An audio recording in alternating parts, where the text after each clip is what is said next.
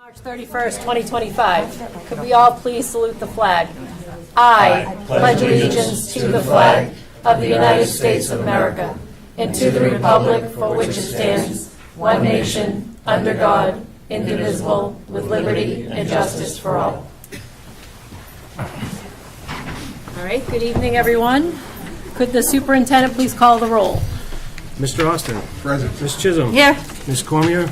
Mr. Lipset. Present. Mr. Morenin. Present. Ms. Wetzel. Present. Ms. Crowley. Present. Okay, I see that we have a quorum, so we'll be starting with the meeting. The first agenda item is public comment. Is there anyone in the audience that would like to come before the school committee?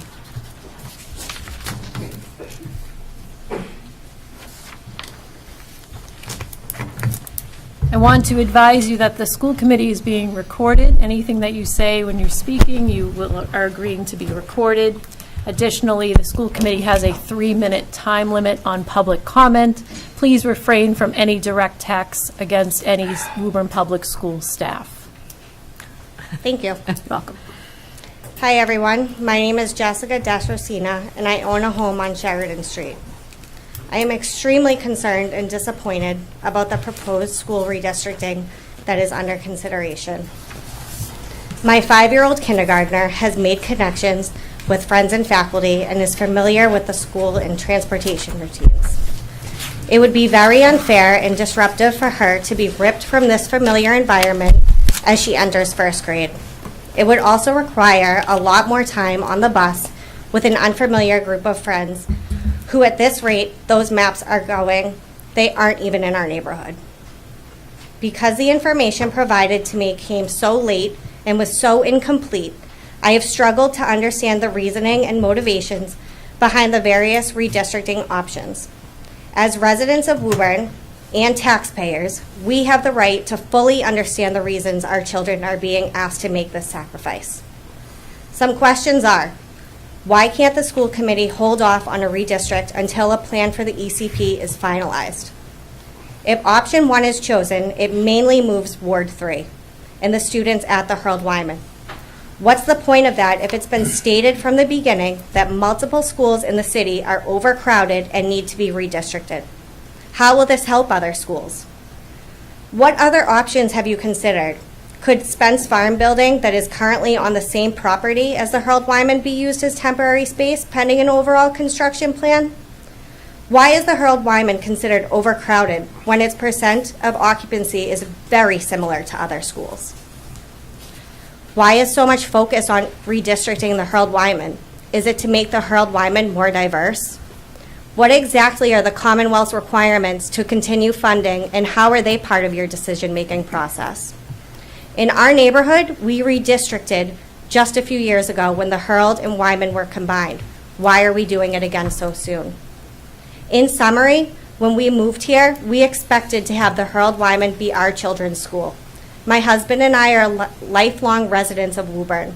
We have never experienced such disappointment with the lack of transparency and confusion this whole rollout has caused us. Please don't make our children pawns in this poorly conceived game. Thank you. Thank you. Is there anyone else in the audience that would like to speak before the school committee?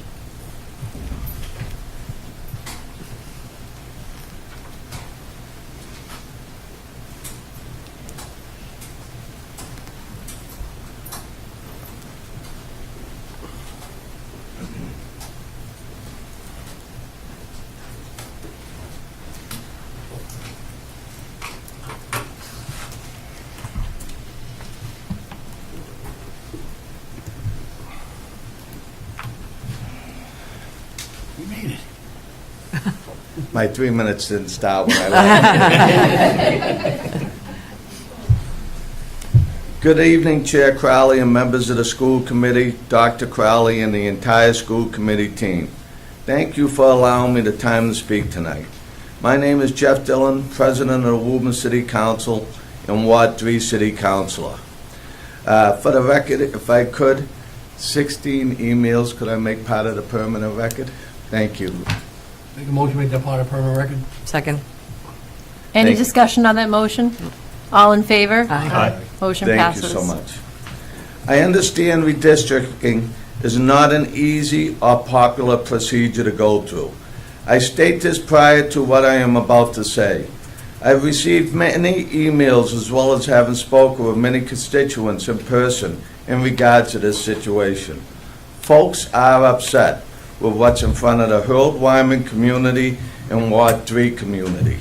People are talking about private schools and even selling their homes. This is more than serious business. It affects people mentally, physically, and financially. When I look at the proposed options maps 1 and 2 for the Hurd-Wyman, I see the redistricting plan placed on the backs of the Hurd-Wyman and Ward 3 community. Throughout this process, I keep hearing about equity.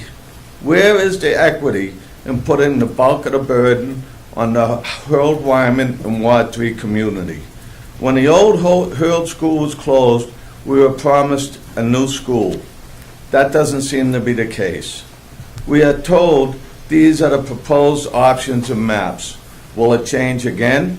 It appears to just continue, with the apprehension getting worse for all involved.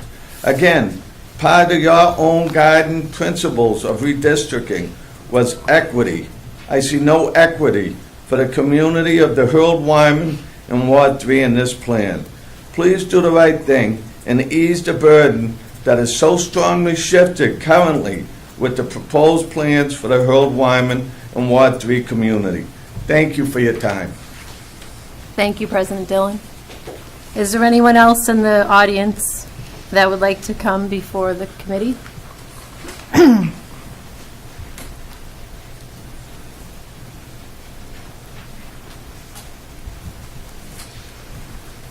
Good evening. Good evening. My name is Christina Bulliott, resident of Sheridan Street as well. As a parent of 2 children, a 14-year-old freshman who's here with me tonight, and an 8-year-old second grader, I'm deeply concerned about the potential impact of this redistricting. My 14-year-old experienced significant disruption when the Hurd and Wyman merged back in 2018. They created the new school. While it was a major adjustment for her, she transitioned smoothly because she moved with her entire peer group, friends that she'd made since kindergarten, and there were numerous activities that were designed to ease their anxieties, many of which had been in planning for years to come. In stark contrast, last year's sudden redistricting proposal was met with widespread outrage from a large part of the city, and there were many unanswered questions. The decision was ultimately postponed, but here we are again facing the same uncertainty, the same lack of foresight, the same failure to address root causes, and the same lack of clarity around the substantial logistical requirements needed to pull this off in time. Now my 8-year-old, who has ADHD and anxiety, is once again being told he may be uprooted from his school. He's thrived this year, making remarkable progress in reading, moving from below expectations to exceeding them. Disrupting his education routine and support system could derail that progress and severely impact his mental well-being. This proposal disproportionately impacts Ward 3 and Hurd-Wyman students, almost exclusively those from the old Hurd district. It will force children to leave familiar environments, bypass 2 nearby schools, and disrupt established routines.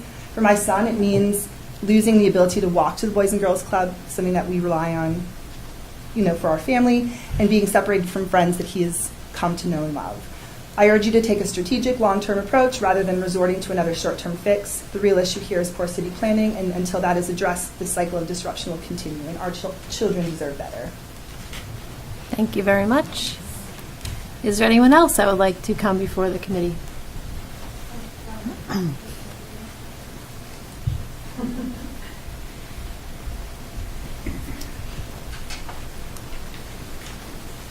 Hello, good evening. Good evening, ladies and gentlemen. My name is Jarina Cotavalli, and I live at 18 Park Drive. I actually have a different concern. I'm coming to speak to you tonight about some concerns that I have about the implementation of the new cell phone policy at the high school. I have 3 children, 2 boys that have, one of them almost completed, will be graduating in May, and a daughter that's a freshman. I was very glad to get the survey that explored the potential of eliminating phone access during school hours, recognizing its proven advantage not only for students but for the teachers. I was looking forward to this, but when I heard from my daughter that several teachers told her it was happening today, I was very surprised and concerned. There was no communication to parents or students from administration besides the survey. When I heard this from my daughter, I emailed Mr. Quayle with my concerns and did receive a response from him quickly, stating they were not taking phones today and that the rollout was delayed. I know that this is coming soon and likely to be a difficult transition, but as a parent and a registered nurse, I'm asking that students and families be as involved as possible. There are students that require their phones for medical tracking, such as hearing aids or diabetes management, and IEPs and 504s need to be reviewed for compliance. This process should be taken slowly and in advance, so that all scenarios can be taken into consideration.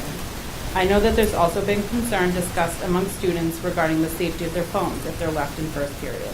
My fear is that compliance will be low if this method is used. I plan to send this to you in email. My specific questions include, what research has been done on districts that have gone phone-free? We don't need to reinvent the wheel. Is this timing the best? How are students being prepared for this? As many of you know, for us, it's not a big deal if we don't have our phones, but for many students, it's a sense of security for them. Have you considered the risk and liability of taking hold of students' phones? Thank you for your time, and I look forward to increased communication so that parents can help support what will ultimately be a positive change for the school system. Thank you, Ms. Conovilli. Is there anyone else in the audience that would like to come speak before the committee?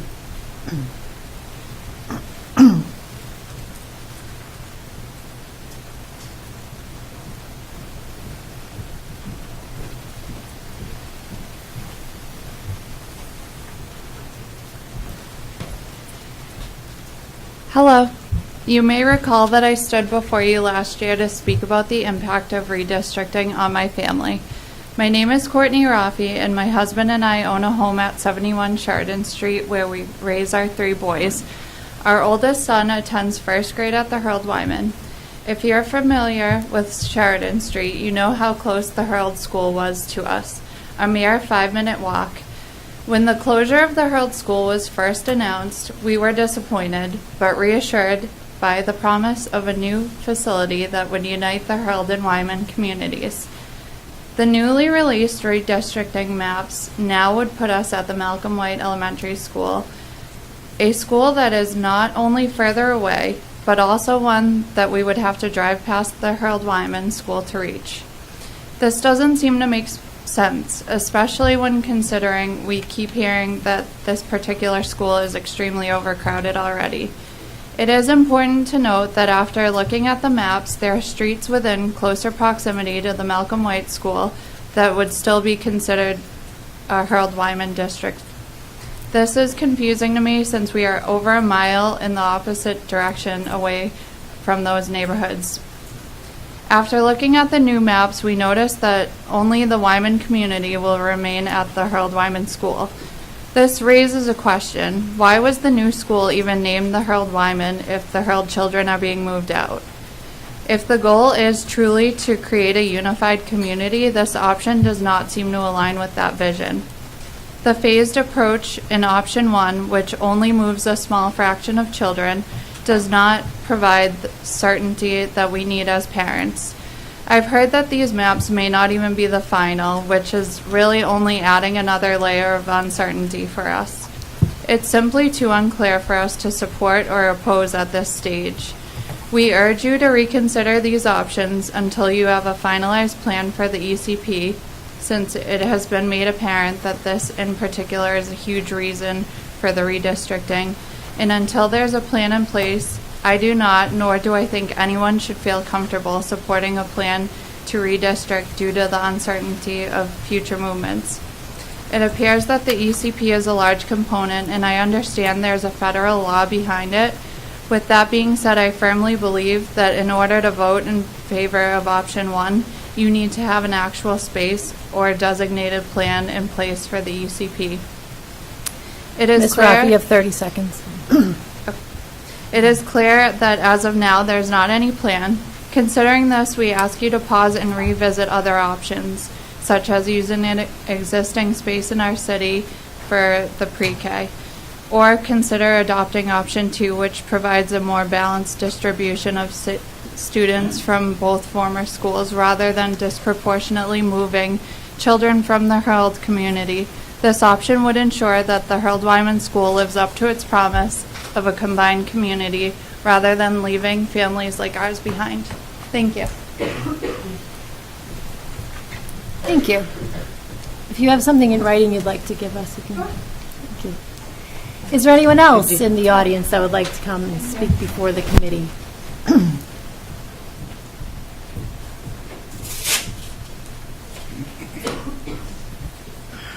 Hello. Hi. Good evening. My name is Beth Fortnum. This is my husband, Tim Fortnum. We have 2 daughters at the Reeves. We live at 21 Glenwood Ave. We spent a significant amount of time this weekend emailing back and forth with Ms. Crowley, and I'd like to say that she is very responsive and helpful. However, there are some things that we discussed with her that we are severely concerned about. Our first concern is that you, as the school committee, feel you need to redistrict before you can ask for funds to build a new school. We don't understand where this opinion came from because there has yet to be a discussion with the mayor or city council over funding a new school. If you feel that you need to prove overcrowding, can you not simulate a redistricting without having to physically move students while also making the case that multiple schools are in poor condition and need replacement? We additionally would like to express the concern that you have yet to decide if you want to prioritize a new middle school or a new elementary school. Ms. Crowley quoted me an estimate of $212 million to build a new middle school and $112 million to build a new elementary school. Even without MSBA funding, this amounts to even with MSBA funding, this amounts to a huge bill for the city, and I don't see the city council agreeing to build 2 schools simultaneously. One has to be prioritized over the other, and that should have been done already. Our concern about both option 1 and option 2 of the redistricting plan is that option 1 relies heavily on a new school to house ECP, which may or may not get approval. Option 2 involves a full redistricting immediately with a potential to have to redistrict again once the new school is built, should that ever occur. Without approval or a timeline for the new school, there is not enough information for anyone to make an informed decision on which option is better for Woburn's children. I would propose in option 4, option 3 being the now rejected modulars, that the school committee only agreed to do the most minimal moving of students for the 2025-2026 school year as a pressure release. Maybe even focusing on incoming kindergartners instead of established students. In the meantime, determine which schools can be renovated, what needs to be replaced, create a detailed proposal, including the plan for an MSBA SOI, and bring it to the mayor and city council. With a clearer picture of what the funding and infrastructure situation is, you will be able to redistrict with enough information to make the right decisions. Thank you. Thank you. Thank you very much. Is there anyone else in the audience that would like to come and speak before the committee?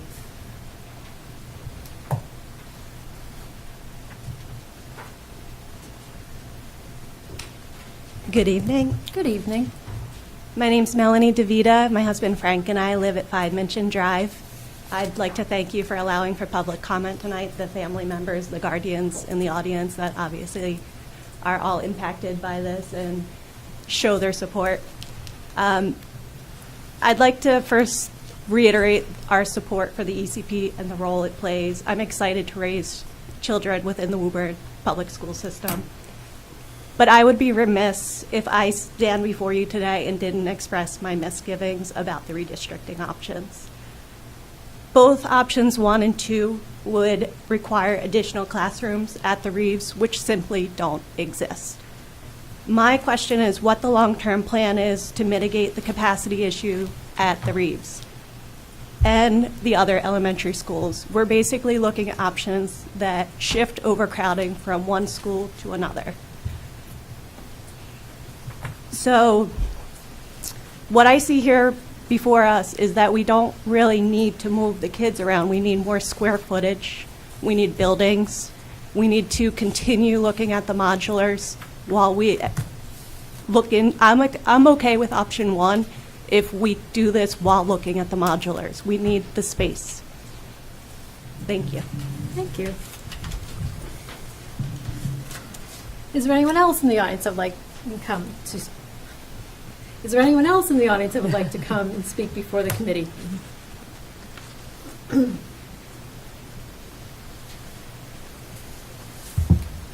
Hi, Hello. good evening. Hi, I'm Julia Edmonds, 1 Linda Street.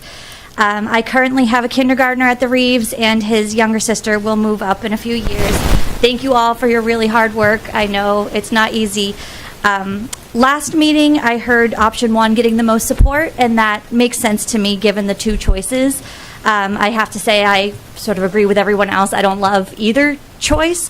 I'm concerned that option 1 will, just like other people have said, wind up just moving the location of the overcrowding to the Reeves School instead of solving the problem of the overcrowding. If I'm understanding it right, the Reeves is keeping the preschool rooms that are currently there and possibly adding preschool at the same time as we are little by little getting more students added to the Reeves through the phased redistrict. So without a new home for the early childhood program, it seems that Reeves is going to become overcrowded. This doesn't feel possible, which was on the cons. It feels inevitable.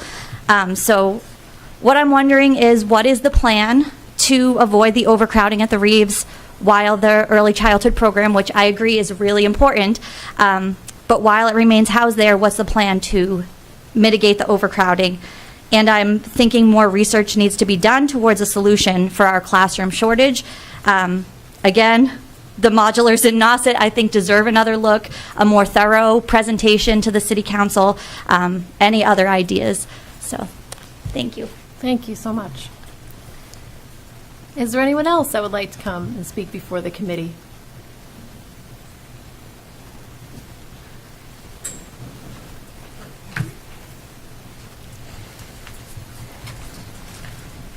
Hello. Hi, Alex Tisdale, 5 Majority Lane, Malcolm White Parent Rep. I want to thank everyone here for 2 years of very hard work on this extremely complicated problem. I'm up here again today to voice my support for option 1, phased redistricting. Today, I'm going to do that by telling you why I do not support option 2. While I'm the rep for the Malcolm White, I'm very dedicated to advocating for all children in Woburn, despite what school they're districted to attend. We simply cannot go any longer having children learn or receive special ed services in the hallways, lose access to their library, or have classes disproportionately higher than all the other schools. To be clear, I'm not talking about my son's school, the Malcolm White. I'm talking about other schools, such as the Harold Wyman, who are currently facing this crisis. We need to make hard decisions now so kids in the fall and beyond will be able to properly access their education. That said, disruption of families should not be taken lightly, and as such, in order for this process to be worth it, I believe that a solution should not hold the likelihood of us doing this whole process again in a short amount of time, or worse, just moving overcrowding and associated space issues from one school to another. I'm concerned that this will be the outcome of option 2, and I do not think it's a sustainable choice, particularly for the Malcolm White. In both of the scenarios in option 2, at the Malcolm White, there is an increase in average class size as well as an increase in classroom needs, while at the same time the available space used to provide these service needs to these students decreases. Let me explain. Malcolm White is currently using 18 classrooms for general education. We're fully utilizing all of our other available spaces for multilingual learning rooms, special ed rooms, art, music, and our library. In both scenarios in option 2, the maps and numbers are based on using 19 classrooms at the Malcolm White for Gen Ed, so 1 additional classroom. And in addition to this, part of the assessment center is moved to Malcolm White. While the assessment center does not take up many Gen Ed seats, it does need physical space. So in these scenarios, right off the bat, there would be a loss of at least 2 spaces that are currently being used for multilingual and special education needs and other specials. Compounding this space loss is the accompanying increase in the amount of students who need this space. Currently, 32% of our student population have 30 more seconds, Ms. Tisdale. Okay. So we're increasing the number of kids. So while the decrease, you'll see a decrease in the percentage of children multilingual as well as special ed kids with special ed needs. The actual physical number of kids goes up. And I don't have time to talk about the increase in the demand that this puts on our classrooms, our teachers, and specialists. I just want to finish by saying that we need to redistrict. Every child in Woburn deserves an equitable and quality education. And as we moved a sub-separate program out of the Malcolm White last year, we do at the Malcolm White have space to welcome more students. And I know the Malcolm White community is ready to open our doors to more friends. Our teachers and our principal are very clearly dedicated to doing whatever they need to do to give each student who comes through the door a chance at a great education. However, I don't want them or any teacher or principal across the district to have to continuously find creative ways to do that. Option 1 is the clear process winner in my mind. It gives Woburn the better chance to redistrict strategically and in response to the needs of the district over time. It will be slower and less disruptive of a change, and it will work to solve our most pressing space issues across the district. Thank you. Appreciate it. Is there anyone else in the audience that would like to come and speak before the committee tonight?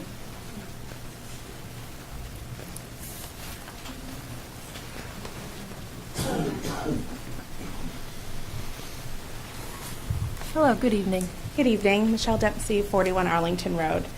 First off, I'd just like to thank you all for the hard work and the time you've put into this process. I know that redistricting isn't an easy issue to tackle, and I appreciate the thought and care that has gone into these decisions. My oldest daughter is a kindergartner at the Malcolm White, and my youngest is one of the drive-in students receiving services through our ECP at the Shamrock. I'm here tonight to advocate strongly for option 1, the phased approach. And I believe this is not just the best choice, but the only responsible choice for the community at the moment. First, option 1 minimizes disruption by moving fewer students up front. If the goal of redistricting is to relieve overcrowding and balance resources across our schools, option 1 does this without causing unnecessary upheaval. A phased approach is a measured, thoughtful solution that allows us to address immediate concerns while giving families ample time to adjust and plan for the changes. It's about being strategic, taking it one step at a time to assure we're doing this the right way. It's not about avoiding change. It's about managing change effectively and fairly. Second, option 1 offers the flexibility we desperately need. Woburn has seen significant growth over the past decade. With the new apartments, MBTA community law, and who knows what else on the horizon, we know the district needs will continue to shift. Option 1 gives us the flexibility to adapt as those changes occur, without locking us into a rigid solution. This approach allows us to adjust as necessary, addressing growth and capacity issues without forcing drastic moves that will only cause further chaos. It's the only option that responds to the future needs of our community while we wait for a new location for the ECP and ideally a new school. Third, I'm deeply concerned that option 2 will merely move the overcrowding problem from one school to another without actually solving it. Moving upwards of 90 students to the Malcolm White, including a significant increase in our ML and special education learners, will push the school to its capacity, and worse, it'll squeeze out the very resources needed to support those students. To make option 2 work, we'll be forced to repurpose essential spaces and services that are necessary for an equitable learning environment for our most valuable vulnerable learners. Why put our students and educators in that position? We have a better solution, option 1, which will address the overcrowding without sacrificing the support that all students in the district need. If we go with option 2, I fear we'll be back here next year dealing with the same issues and trying to find another Band-Aid fix. This is a cycle we cannot afford to repeat. If the goal of this redistricting is to cause mass disruption, shift overcrowding from one school to another, and create a rigid map that offers no flexibility for future Ms. changes, Dempsey, 30 seconds. then option 2 may be the right choice. But if we want a plan that is thoughtful, equitable, and flexible, that minimizes disruption and addresses overcrowding without sacrificing the quality of education for our most vulnerable students, then option 1 is the clear and only sensible choice. Thank you for your time and commitment to doing what's best for our students. Thank you. Thank you very much. Is there anyone else in the audience that would like to come and speak before the committee tonight?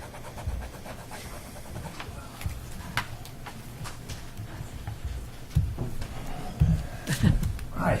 Hi. My name's Arnold Ross. I have 3 kids, all at the Harold Wyman. We live on Phillip Street. So tongue in cheek, my main goal here is to make sure my kids end up at the Kennedy so they can walk in a minute. That being said, I looked at these 2 options and I don't know which is the best one. Do you take it slow, which certainly gives us more time to get it right, but it also feels like you might just be kicking the can down the road and not actually accomplish anything. Do you do option 2, which certainly will rip the Band-Aid off and get it over with, makes it a lot easier to screw up, and it's certainly not fair to have to redistrict again in 2 or 3 years. I do know, I think that the best option is going to be the one that moves the most kids at once, and it will make it easier for everyone. The more people that have to adjust, I think the more welcoming and easier it will be for the kids. I think the real solution to me is apparent that we need more space and more classrooms. And I would urge the committee to start looking at another elementary school as soon as possible. Thank you. Thank you. All right. Is there anyone else that would like to come and speak before the committee tonight? Okay. Okay. I'm going to close public comment. All right, so next on the agenda, we have reports and presentation of superintendent and staff. I will turn it over to Dr. Crowley to introduce the topic for tonight, which is to decide the technique of redistricting. Thank you. Really, for the benefit of the school committee, Ms. Wetzel and Mr. Austin, my thought was to review the slide deck that we went through last time, and then hopefully have a robust discussion, and after listening to the feedback, engage in some kind of decision making. So with that said, this is a repeat from the previous meeting. I would tell you that at the previous meeting, our consultant was here, Priya Sankalia, and so she did some of this presentation, but I will do a lot of what she said. A lot of it is just context building. So this is as a result of the advisory meeting. Can you speak up? We can't hear you back here. Sure. Thank you. Okay.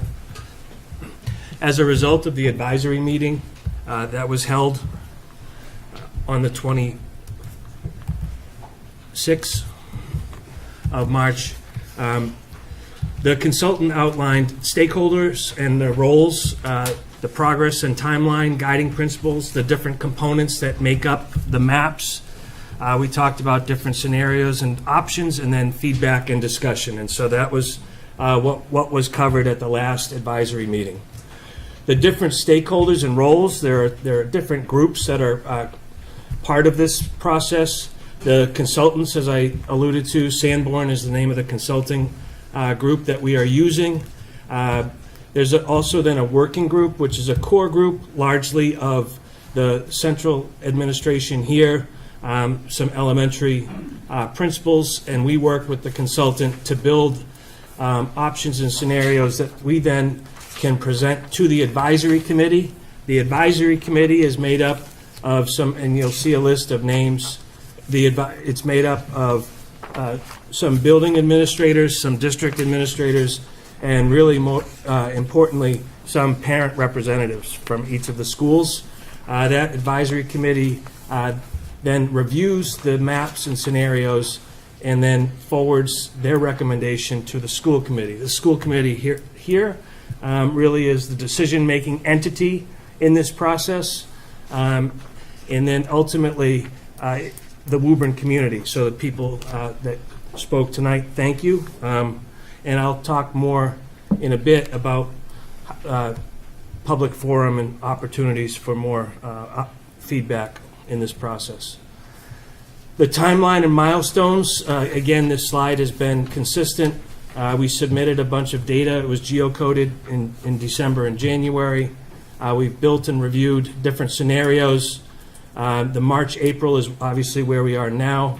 Proposed scenarios to the community, and then have a public forum, and then in May and June incorporate and finalize different scenarios. So that's the timeline that has been consistent throughout.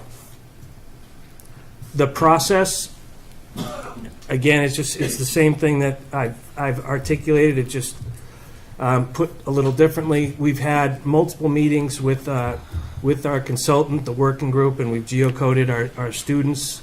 We've had a kickoff meeting with the consultant. The working group has identified components and tried to build scenarios that are feasible. We didn't want to put scenarios that aren't feasible in front of the advisory group, so we're just trying to tease out different options. There were 13 options that we have considered and looked at. Again, not putting forward all of the options, because if it wasn't feasible, it didn't make sense to have people debating an option that couldn't work. And we've had 3 different advisory committee meetings to date. The next advisory committee, spoiler alert, is Thursday, this Thursday afternoon. I'll just speak to the advisory group. Here's the members. You can see some central office people, as I alluded to, transportation, Andrew and Jesse Wetzel from the school committee, building representatives, WTA co-president, Ms. Nickerson, technology, and then the family liaisons on the right-hand side. And we appreciate everyone's attendance and feedback in this process. These meetings are challenging. So for the people that said thank you for the hard work, I appreciate it. I think that being in this process and part of this process is a challenge, and parents volunteered to become part of this process, and they may or may not have known what they were volunteering for. But again, they keep showing up and keep providing feedback, to which I am grateful. The guiding principles, I don't know if you want. Yeah, I mean, I think we've talked about these a number of times. This was a process that we began last year in terms of identifying the priorities that the committee had. We whittled those down to a list of 5 and prioritized at a previous meeting, with class size being ranked as our top goal. Demographic equity, maintenance of sub-separate programs, proximity of students to their schools or neighborhood schools, and providing as little disruption to students as possible. And in our discussion, especially in terms of neighborhood schools and the concept of disruption, I think part of the discussion that we had was that we didn't necessarily want to lock ourselves in when there were solutions that might address, especially class size equity, that might have a little bit more disruption. One of our public commenters today spoke to part of this discussion. When we think about what we mean by disruption, is it better to have large groups of students move at once or smaller groups of students? What is really more disruptive? If people are able to move with a large cohort or outside of it. So these are all sort of considerations that we put in. But this was the ultimate list that we came up with, and this is the list of guiding principles that the advisory committee and that the consultants used to put forward the options that we're looking at today. Thank you, Mr. Lipson.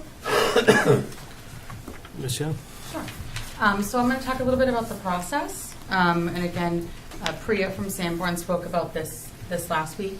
But this is the process that Sanborn uses in terms of developing different scenarios and the different maps that you're looking at. And so on the district redistricting website, it's scanned here, but also on the districting website, you can click the link, which you can find kind of which component that you're in. The components are developed with the goal of having really kind of as many as possible, because these are seen as I guess, different pieces or building blocks that are used to build the different scenarios. And one of the questions has come around like, well, this scenario doesn't have, or component doesn't have many students in it.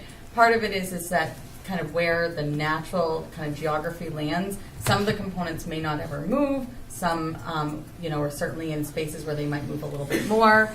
But these are determined really by main roads within the community. There's kind of the waterways, the railways, and then as well as kind of clear entry and exit ways in terms of neighborhoods. And this is really the work of what Sanborn does in the very beginning, in which they're geocoding and looking at and developing these building blocks within the community.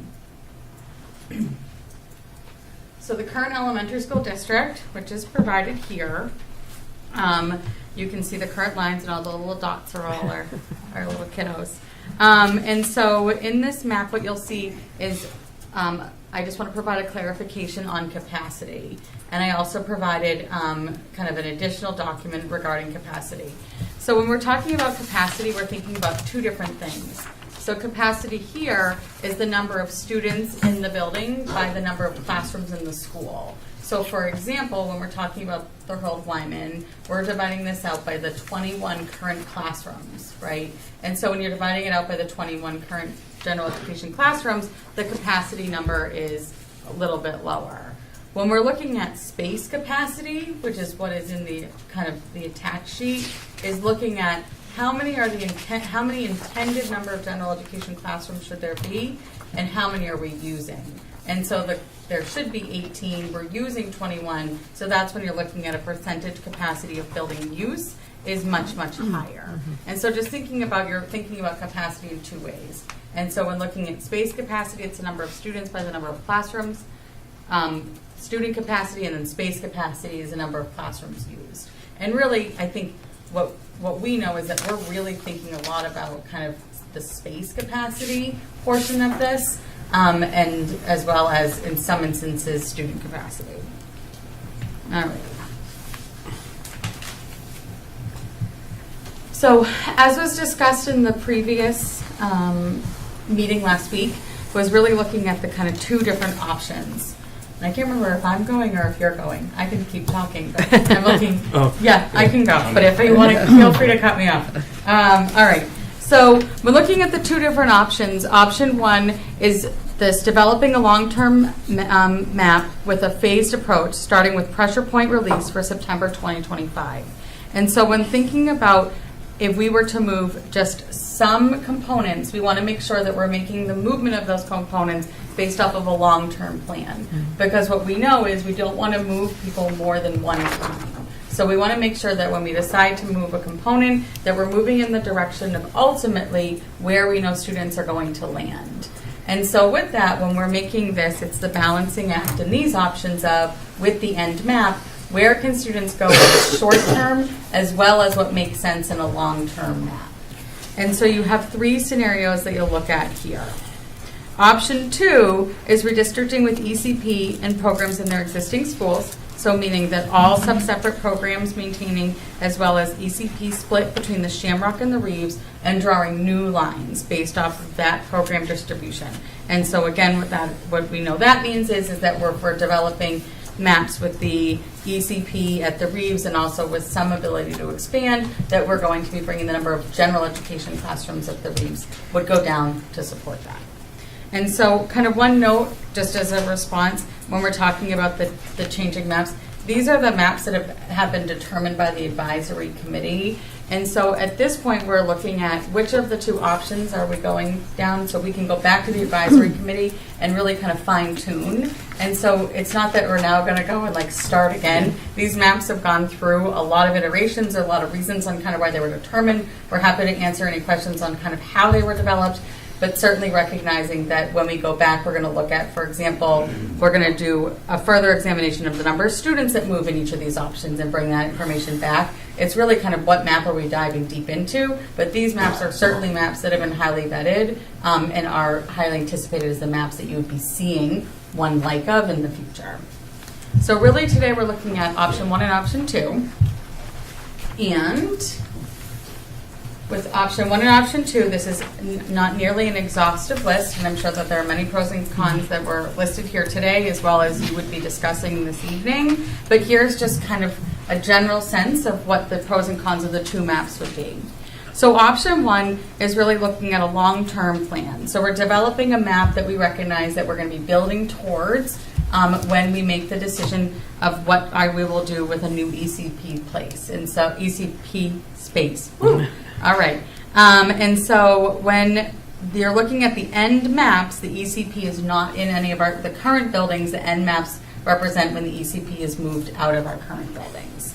This would provide us with a gradual approach, as well as one that would be responsive to, potentially more responsive to community growth. Some of the cons is that while for next year, moving pressure points would provide some space issues, it would be better, it would certainly not be fixed. We would know that another con is the year-to-year unknowns, meaning that each year we would be looking at potentially if we would need to be releasing more pressure points. So we'd be looking first at kind of what pressure point would we release for next September. Hopefully we don't need to for the next year, but that would be a year-to-year basis. And the last is recognizing that with the ECP continuing to grow at the Reeves while also making a long-term plan, it's leaving us with the potential to need to look at the lines at the Reeves throughout this process a little bit more. Option 2, some of the pros is that it creates more equity across the community immediately, meaning that we would walk in next September and we would have created a more even distribution across our buildings. It would also create space for ECP to grow within the Reeves. Some of the cons is that when you get to as the ECP would be built in our existing buildings, that when we were to have a new building, or ECP were to be moved out, you would be then having 12, 13 open classrooms at the Reeves that we would certainly redistrict students into, and so we'd be looking at new maps. I'm not going to guess when that would be, but I am just at some point that would happen. And the last is that a large number of students will be moving for the September 2025 school year. So, option 1, scenario you're seeing here, these are 3 examples of end maps. This is not looking at pressure points yet, we're just looking at what would our end maps be, and this is how we think of it almost as like a trail guide. What are we using as our long-term planning? So when we're looking at pressure releases for next year, that these are the components that we'd be looking at as potentially moving towards the end goal. So the first map, scenario 1, there were multiple maps that were looked at under this scenario, which is keeping the RISE 2 program at the Harold Wyman, as well as all other sub-separate programs, as well as looking at the guiding principles. It was the advisory committee's belief that this one, when going against the guiding principles, best met the order of priority, meaning equity first, equity, class size, so on and so forth. From that, again, this was the map that was best met, and then there were 2 other scenarios that were drawn off of that, mainly looking at 1, the ability to keep, you'll see in option 1 that the Shamrock S2 and S3 were moving into the Malcolm White. The request was to see could we keep all of the Shamrock and add G10, which we were able to draw out that scenario. So that's scenario 2. Again, that was based off of feedback from the advisory committee. And then scenario 3, the same one, kind of a version off of scenario 1, was looking at a way to see if we could move a few more students into the North Woburn, again, as we're planning long-term planning. And so that's the adjustment you see from scenario 1 to scenario 3. Freeze for a spot check. Good? All right. I'm hoping this time I'm more clear than last time. I'll just pause here to see if any of the members have any questions. If we're there's gonna be a lot, Ms. Young at this point. All right. No? Okay. So on the next slide is an example of what we would be doing if tonight the decision was to vote for option 1. So if the decision is to vote for option 1, the advisory committee would then be looking at the different option 1 scenario maps. They would then be looking at what recommendations they want to bring back under that option. With that would also be provided the different options for next September based off of option 1 maps. I say that because in the middle you'll see a pressure point release for September 2025. That was one example of how you could do it. If you choose option 1 with the end maps, you will also be provided, as well as the advisory committee will be looking to determine what are the different options that we could do for September. So you will have more than one option in that kind of middle column as different ways that you could get there.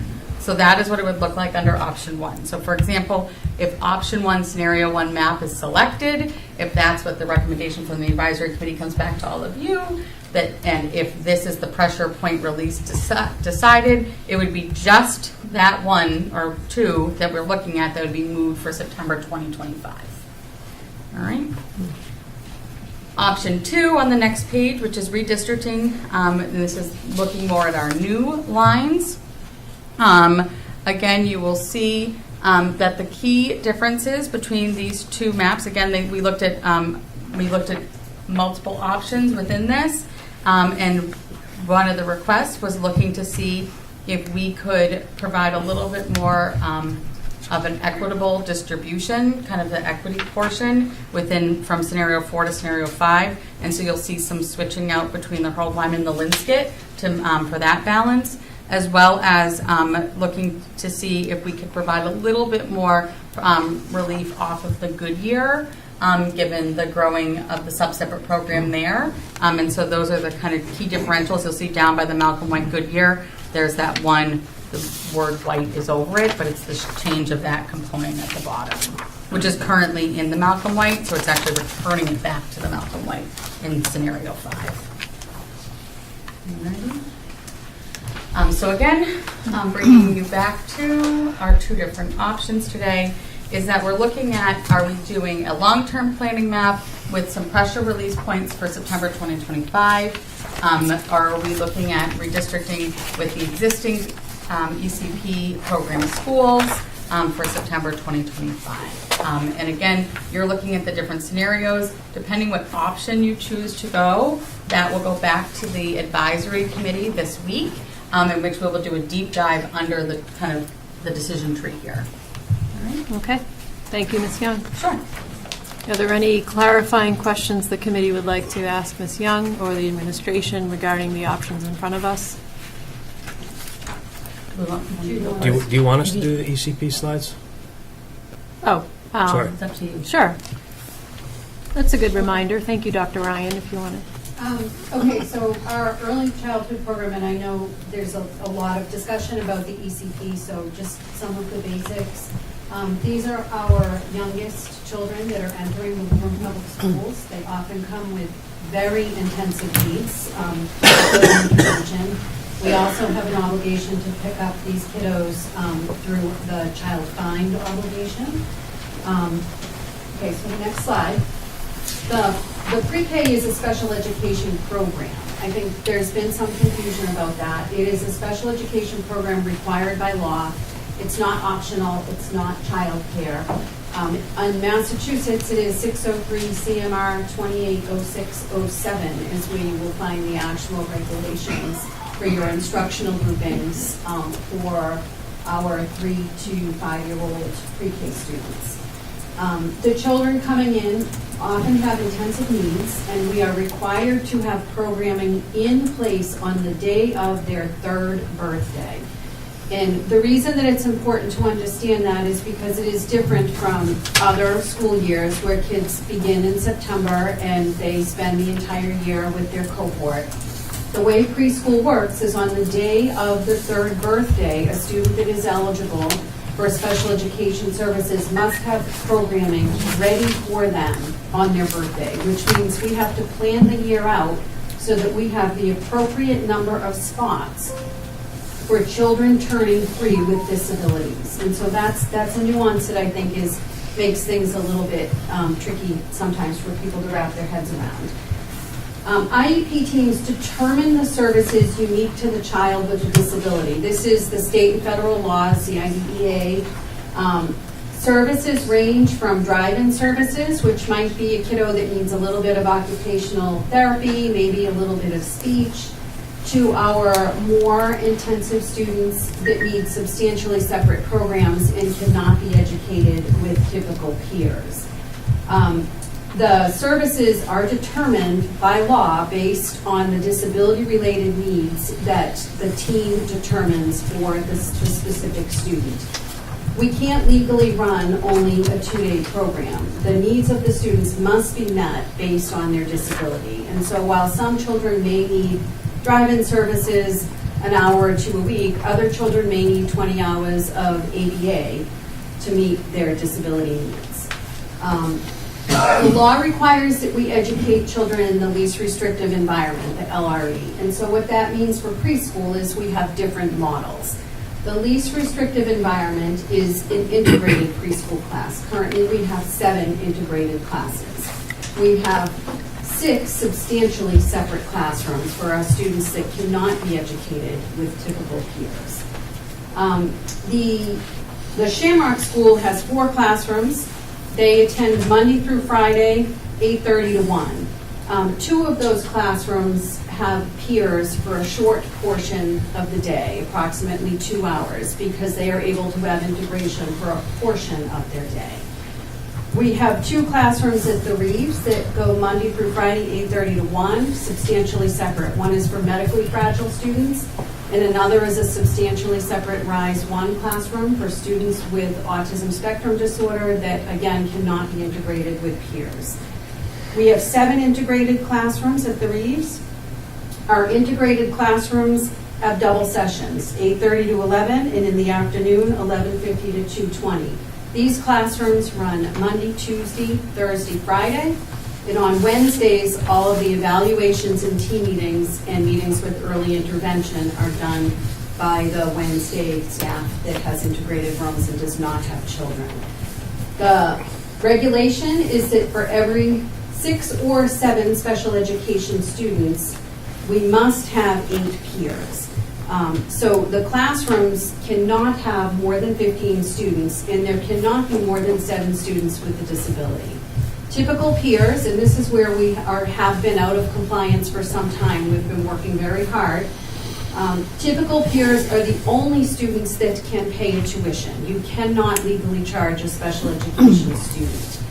Typical peers, we have struggled to fill these spots, and a lot of the feedback is because it is very short sessions, that for working parents or parents that even want to get to the grocery store, a 2-hour session just isn't enough time. This is where sometimes you see 2-day models in districts. You may have peers that only come on a Monday, Wednesday, for example, but your special education students are there the other days of the week because the law requires that we service these students. We are under a corrective action with the state to fill our peer spots any way that we can. We have been working very hard, and while we are closer to compliance than we have been in years because we have opened up more at-risk spots. So essentially our empty spots, we are now servicing, we are now bringing in some students that have a financial hardship, and they are coming in as typical peers for the remainder of the year to help us to be in compliance. These are otherwise empty spots that have been empty for years. And so we're working with the state, and we're trying very hard to see if we can meet our next deadline. A lot of questions have come up regarding playgrounds. Playgrounds are not per se legally required. However, many of our students come in, they have mobility issues, they are not able to walk, they need physical therapy, occupational therapy, and they need appropriate equipment that is safe for that age group. It's also a factor that is very helpful when we are trying to attract typical peers to come to the preschool. It's to have a preschool that actually has a playground for the kids to play on. It's just another very basic component. Last year, we finished the year with 261 students. We are at this point at approximately 250, so we are well ahead of where we were a year ago with respect to students. So if we're at about 250, then we've got to get through the end of June, and there's a lot of children that are turning 3. Our numbers are higher. We have approximately 30 students that have drive-in services. We have 104 typical peers, and we have 111 students that are either in integrated classrooms or substantially separate classrooms.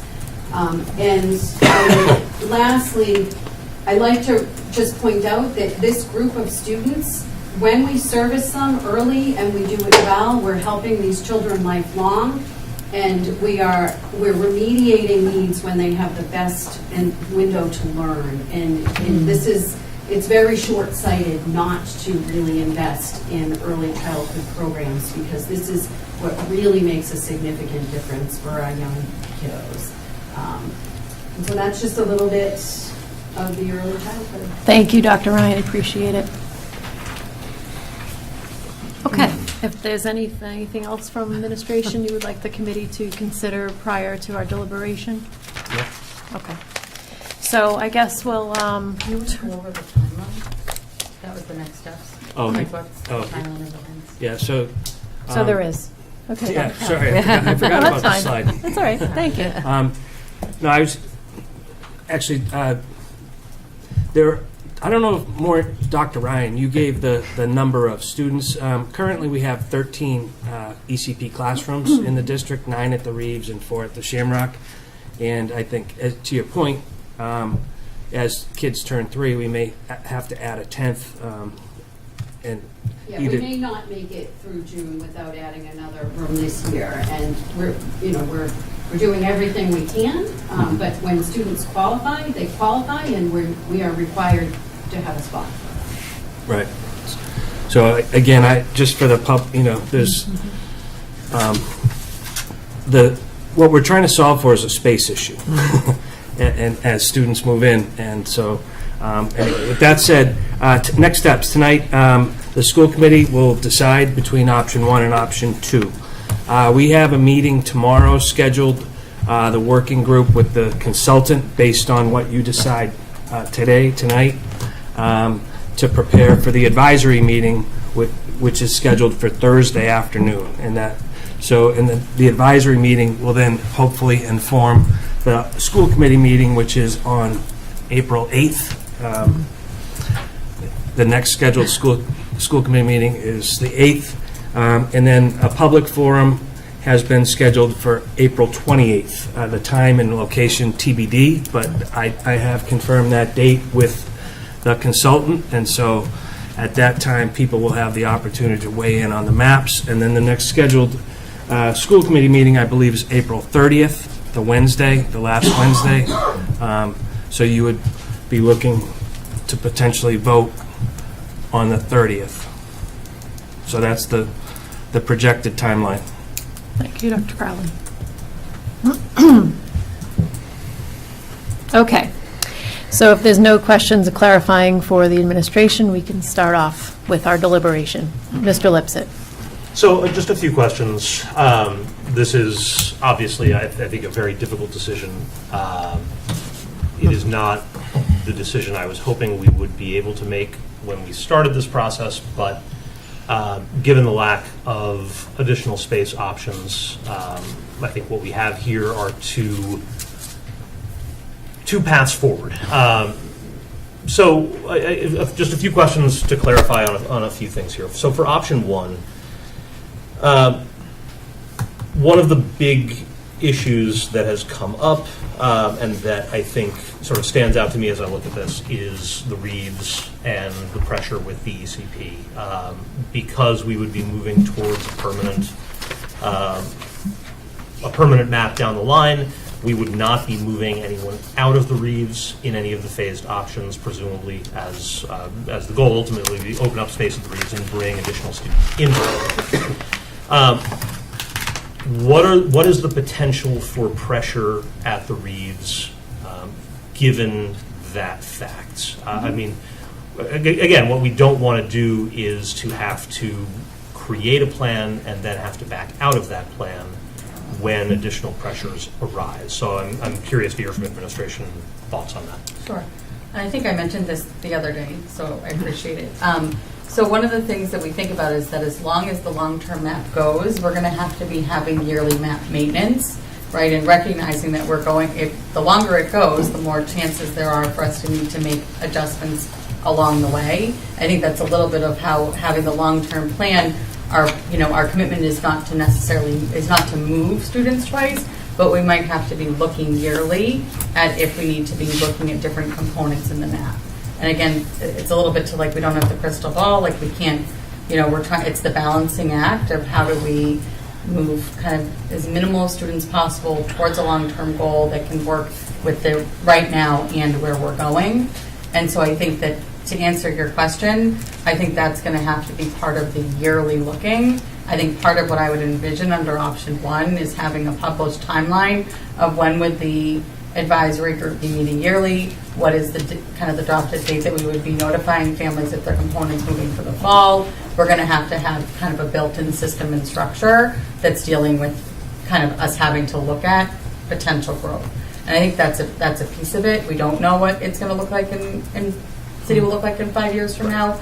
And so we're talking about one part of this map. We could have another space in the map we're having to look at as well. Yeah, I mean, my question when it comes to the Reeves is more what every school on the map has at least, I think, 7 different components. The Reeves has 2. Mm-hmm. And so, when we're looking at flexibility, the Reeves lacks some of that flexibility. Yeah. And so my question is more, should we have growth at the ECP over the course of however long it takes to get there. What potential do we have for running out of space at the Reeves, therefore necessitating that we have to move, for example, R2, Yeah. when the final map still calls for R2 being part of the Reeves, right? Would we have to bounce R2 and then bring it back at some point?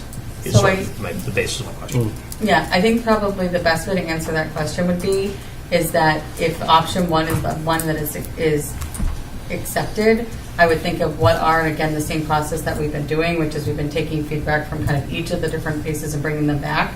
I think we would want to bring it back to the advisory committee to make that consideration. I think that's why we say that these maps are in draft form, because there may be things that come up through this discussion, which is we want option one, but we want the following consideration to go to the advisory committee, and that's something that we could explore using the consultant. Okay. Kind of what would that potential end be for you all to look at? Thank you for that. That clarifies things. So my question regarding option two, we had the Malcolm White parent rep come up to talk about some of the additional pressures on the Malcolm White should option two be adopted. I know that it is not the only school as well where we would see in option two potential going above classroom usage.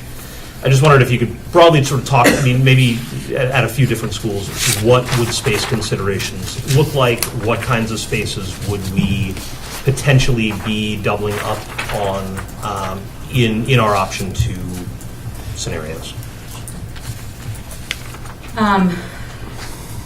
Again, feel free to jump in, but I think that and Andrew, you said it when we first started, that without an alternative space for the ECP, right, not both maps are going to have, these needs to consider what are we doing in the event of having space concerns, right? Because we know that that's a part of of where we're going. I think, and again, I don't want to go too much down this path because I think this is really more a conversation once, if you were to select option two, that you would look at next meeting, the advisory committee would look at this week, is that you would be with option two, you'd be looking at seemingly gray lines, meaning that there would be spaces, not necessarily that would move, the component would not move year to year, but upon new enrollment into certain components would be the consideration of adjoining schools, right? And again, we would have to look at that further, but I think that with both options, we're going to have to, with the work of the advisory committee this week, discuss what does it look like to respond to potential, because we know that with both of these options, we have not necessarily created new space, and so therefore we're going to have ways that both maps provide us with flexibility. In terms of the kind of what it looks like, again, we've sat with the elementary principals, especially the principals that we're looking at kind of changes in classrooms. In terms of, and it's a little bit to this point of how option two kind of fixes the problem, where option one doesn't necessarily 100% get you there right away, that with option two, there is enough room for general education classrooms. Based off of the number that is there, the Malcolm White can go up to 20 without losing any specialist spaces. So scenario 4 and 5, all specialist spaces would remain, and we would have, at minimal kind of sharing of rooms. Some of that is expected. It's not like some special education teachers will share rooms no matter where we go. That's, if we're looking to minimize kind of that number. With option one, we're really looking at just kind of pressure release, and so it will get better, but you may not necessarily be able to open up every specialist classroom for September with a small pressure release. And I think really that's where you're looking at, there's kind of two philosophies on how you want to go about it. Absolutely. Does that answer the question? It does. Thank you. That was really helpful. I appreciate it. Dr. Ryan, on option two, we're talking about ECP and the need for peer spaces.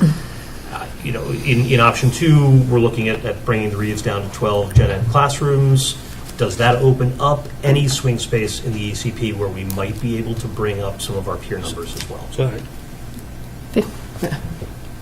It was addressed to you, but I think it's 15, Jenna. 15. So it's built. So what we did is we built it out, but recognized the buildings that could have enough bubbles. right? And so this is, you can have. I apologize, I misspoke. It's okay. So it is been designed as the 12, you don't build a 15 school, that we build it as a 12, but the consultant, what they do is they build knowing that they can go a little bit over. Yes. And so, but what the 15 means is that we can comfortably have 15 general education classrooms, and this has you at 11 ECPs. Okay. So the answer is probably no. Very good. Thank you. I took that one for you. I will also. I appreciate the correction on my numbers as well. I would also add to that, one of the things to consider with, even if you had the space to open it up, you also then have to staff it. Early childhood classrooms may have 4 FTEs in a room, there may be a teacher and 3 paraprofessionals based on the needs of the students. So it's not a, it's a multi-pronged issue, I would It's say. just a little bit of wishful thinking on my part there. Can I give it a shot?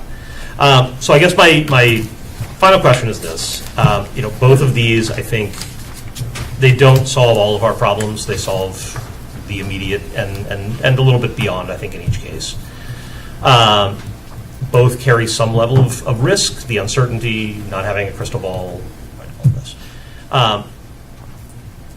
Is it, to the best of your ability to think about the ways that this is going to come out, which of these, and so broadly to administration, is there a sense of which of these maybe carries a little bit more immediate risk, or is it hard to say at this point?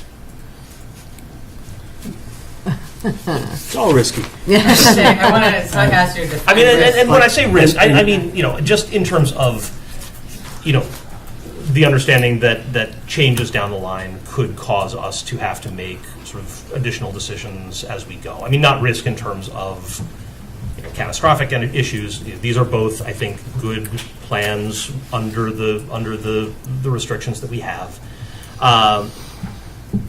But just trying to sort of think about down the line a little bit and which we can be a little more sure of in the longer term.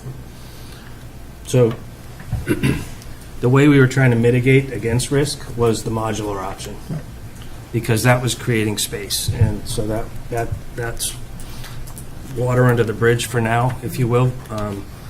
With as Courtney has alluded to, there is no crystal ball. We do work with the city to identify when new developments are going to come online and potentially how many new students will emerge from them. I've cited the Avalon at the Woburn Mall as an example, where initially the number was low, projected number of students coming from the Avalon.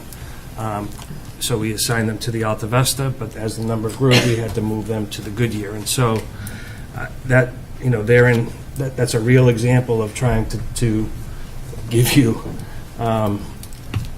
the conundrum that we're in, because as new buildings come online, it's difficult to say how many students are generally and genuinely going to yield from each of the communities. One of the things that we talked about at the advisory meeting, particularly in West Woburn, is the Ferrulo drop. Some of the sizes of these homes, and when you're building 4 and 5 bedroom homes, chances are pretty high that you're going to wind up with students coming from there. One of the reasons why we have space for the ECP at the Reeves is because the West Woburn, seemingly for the past few years, has been relatively stable, single-family homes, and not a lot of turnover. But as people move and new families move in, the potential there for students to enter our school is real. The Reeves was built to be the largest elementary school in Woburn, and fortunately it was.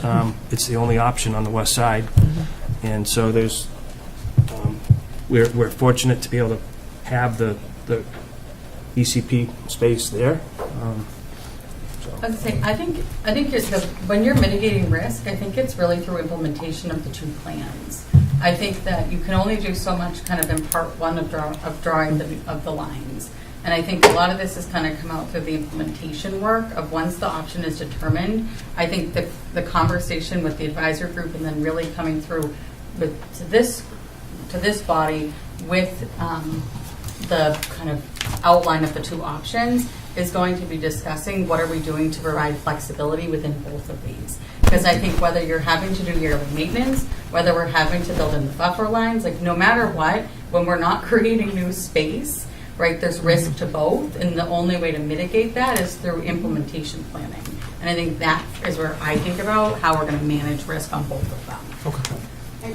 Can I jump in and add Yes, you one can. piece? One of the comments that struck me a little bit from one of the members of the public was move more children. And I think, one of the things that's interesting is how you sort of look at it. Is it better, when there's just a handful of children that are moved, or is it better when everybody is moved? And, a lot of this comes down to, there are no good answers with this, but it really struck me listening to that. Is it better just to shake it all up and to have it as equitable as we possibly can and draw the best maps with the space that we have, which is your option 2?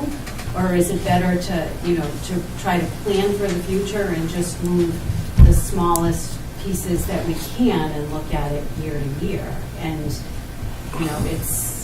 a tough call. Okay. I appreciate that. I mean, so what I would say, just in closing, this is, again, it's a very, very difficult decision. I think if I had to choose, which I eventually will have to choose, my choice right now would be option 1. I think it offers the flexibility. I think it offers the opportunity for new space sooner than a new school might be built. But I think that there are a lot of benefits to option 2 as well. I'd certainly be willing to back that if that is the will of the committee. My preference, I think, slight would be option 1, but I can see a lot of benefit to option 2 as well. So. Thank you, Mr. Lipset. Vice Chair Chisholm. I'm shocked that we need space. I don't know where that ever came from. But I think that we've been doing this for 2+ years, and I would like to thank all the members of the advisory committee that has given their time freely to everybody. And I think we've had so many meetings, so much deliberation over this, and I just think that if we go with option 1, my concern is we're going to be doing this again next year, and the year after, and the year after, and we will have kids that will have moved twice. And I don't think that that's fair to anybody. I mean, you buy your logo shirts and you have your attire. You don't want to have to keep repeating that and buying other school shirts and sweatpants and all that stuff every single year. One of my concerns would be that, and you can do this through the advisory committee, is the number of 5th graders or 4th graders this year that will be 5th graders next year. If we can get a number that would be affected so that they could have the opportunity to stay in their school, so that they could finish out their elementary. That was my big push last year. And, truth to be told, I have 2 5th grade grandchildren, so that was really being pushed hard for me. But I understand that, and I think that that's something that we really have to look at. And I don't think we will get more space until we get a new school. So I think that we realize that kids, if we do option 2, they won't be moved again in their elementary lifetime, is my hope. And I think that anybody even as maybe been born yet might have not even started that school, but we need to get on the fast track for that school and get that all done so that the ECP can have a home and it can grow and possibly be longer days so that we can have more parents from Woburn wanting to send their children there. So I think that's a positive that we can do, but we do have to have the city council. I'm glad to see 3 members sitting here tonight, that they know that this is a push we're going to do, and if they can find $330 million, that would just be awesome. But I mean, even if we have to make a choice, we do have to make a choice, and we understand that. Our tax bills came today, so I know that everybody is understanding that. I want it better than just getting better. I want it to be something that the kids feel that they're home and that they have a school that they can go to. Redistricting is hard. It's very, very hard. That's what brought me to school committee member, because my kid was redistricted kindergarten. So he was taken out and away from his best friends, but school started on a Wednesday. I'll never forget, by Friday he had new best friends. So it was okay. He lived through it and he survived, and all is well. But I just don't want kids to have to be moved twice, and that's what I fear option one's going to do. And it won't be easy, and I think that's harder than making the tough decision right now. But I'll make more comments as we go along. I'll let others jump in, but this is tough. This is really tough, and I want everybody, and there'll be people that are going to be angry no matter what we do, and even if we do nothing, and they're going to say we did nothing for 2 years, so we have to do something. So I just think that it has to alleviate the schools that are having the issue. But I think it's spread across the whole city. We can all get together and promote goodness. And at the April 30th, once that's a deadline and people know where their kids are going to go, we have to open our schools for parents to come see them and students to come see them. But that's a discussion down the line. But that's something we really need to do. Thank you, Vice Chair Chisholm. Ms. Wetzel. Hi. Excuse me. First, I just wanted to say thank you. Ms. Chisholm said it already, and it's been said many times, but thank you to the advisory committee, the working group, to Emma putting this presentation together today, specifically the caregiver representatives from each of our middle and elementary schools. They've done a lot of work, and I agree with Dr. Crowley. I don't entirely know if they knew what they were signing up for, but your work is much appreciated, and your dedication to the community is much appreciated. And the same goes for anyone that's reached out to us through email, phone calls, any of that showing up to school community meetings, public comment. Thank you, too, for your engagement and involvement. It really helps us better make a decision, and it's encouraging to see so many people involved and to really care a lot. So on that note, thank you so much. And I know this is a very difficult decision. There's a lot of emotions. You can feel it in the room. You can see it in emails, but we really appreciate you sticking it out for us. And I have feelings about it as well, so thank you. And just a couple things I wanted to point out before I had some questions was some of the things that were brought up in public comment, one of them being why we're redistricting. I think that's important to keep in mind. We talked a lot about it at the beginning of this process. We talked a lot about it this year, but I think reiterating why is super important. A couple of reasons. This isn't all of them, but we're looking at classroom size equity. We have some classroom sizes that are bigger than other classrooms. We're looking at specialists not being on a cart. We're looking at schools not losing libraries or other special rooms. We're looking at a growing early childhood program. These are some, but not all of the reasons we're looking to do that. And these are some, but not all of the reasons this is so important to do. And this is why we're here, and this is why we're talking about it, and I'm very glad that we are, because I believe it needs to happen. And I believe we have the right people up here to do it, and I believe we have a community mindset that's ready for this. I just think that we've been talking about this for 2 years now, and this needs to happen. And I understand it was also brought up the buildings. We received a fantastic email from Mr. and Mrs. Fortman about the SOI on our building committee, and please know it was talked about at Resources and Capital Planning Subcommittee a week and a half ago-ish. Chair Crowley and Dr. Crowley are having conversations. It's certainly not forgotten, and it's something I think we'll hear a lot more about in school committee meetings to come, because I agree. We certainly need those new buildings, and that plays into this redistrict. But I also think it's important to remember that when we have those new buildings, we likely would be drawing new lines anyway because we have new buildings. So the goal is to not have to move students twice, but when we have the new buildings, we want to look at these new lines, so that way when we're combining schools, we can still have that sense of community, that sense of belonging that you get.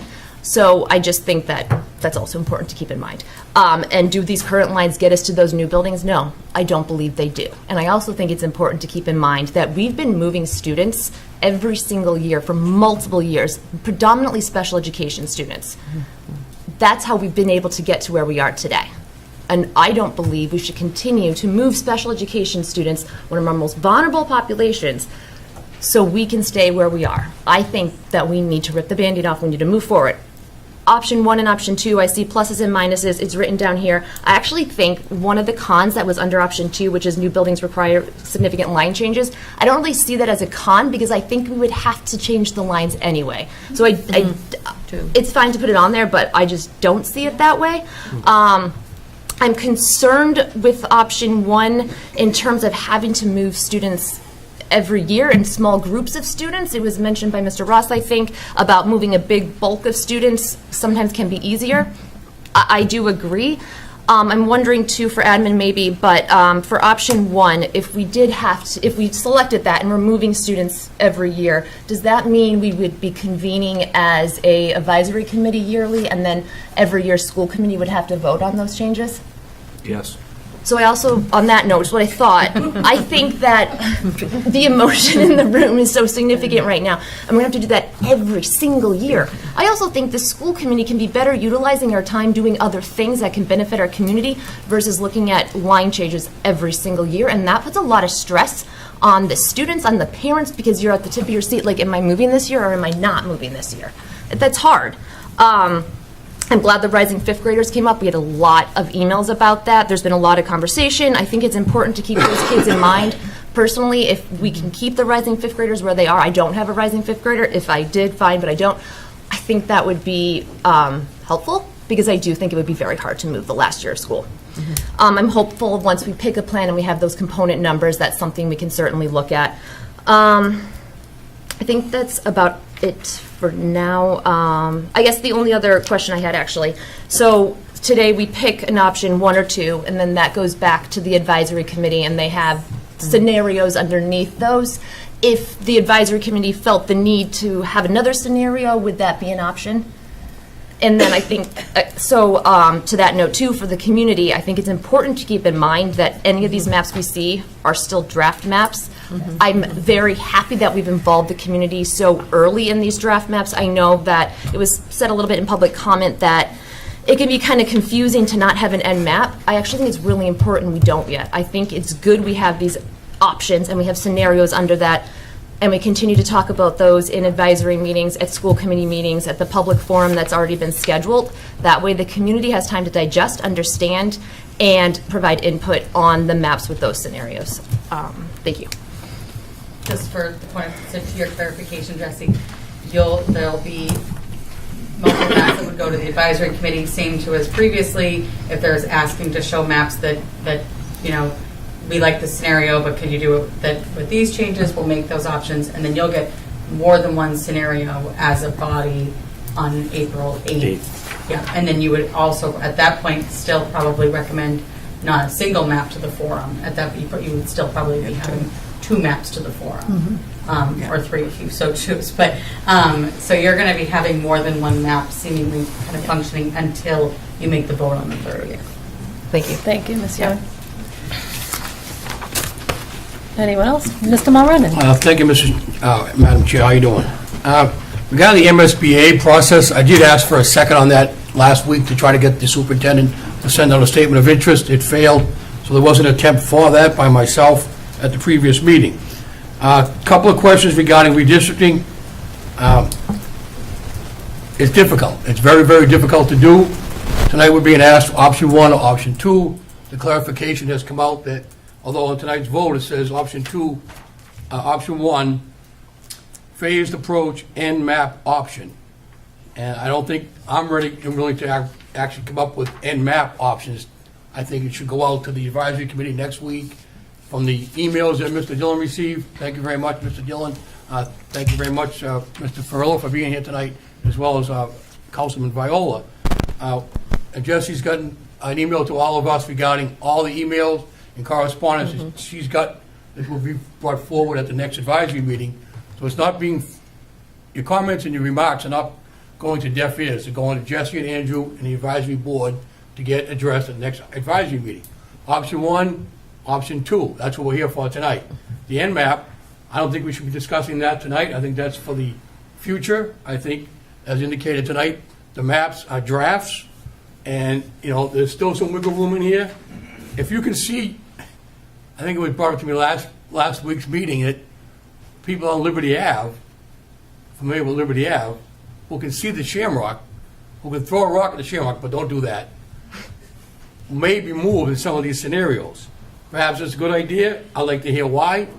Again, to lots of points given up by the Earl Wyman people. We're going to go 1.5 miles, and we could go a half a mile to be local. Again, it's going to be congestion, it's going to be confusing, it's going to be hard to do. The scenario maps could be tweaked and adapted to come up with another plan, perhaps. So if you can see a school, perhaps that's under consideration. Again, the timeline, April 28th for a public forum. One public forum after all this work by the consultant to give it one evening, and then we're back here 4 nights later to make a decision. I think the public needs more than one presentation. 2 nights. perhaps, if each school got a chance to get a presentation. We're paying the consultant, who wasn't here tonight, we're paying them a lot of money to present these options to our community members that want us to get answers for them. Well, if the consultant can tell us in more than one session, April 28th, that to me is unacceptable. The maps, I'm glad to hear they are drafts this evening. And again, depending on which option we go to, and Ms. Chisholm, you didn't bring it up in your comments, but there's nothing in the budget to make these adjustments anyway tonight. We're going to do more budget work in the budget and finance meetings coming up. So there's no association yet. The budgeting, I know Ms. Young's told us it's going to kind of stay neutral with buses and activities and things like that. I like to see the hard numbers on those as well. Before and after school programs, I know someone brought that up, going back to the Boys and Girls Club. Very important to these families. Very, very important. We talk about the family dynamic. Well, a lot of these families depend on the Boys and Girls Club. They depend on the YMCA after school program. They depend on getting somewhere by foot, by bus, by something. Again, these things have to be all worked into the redistricting plan.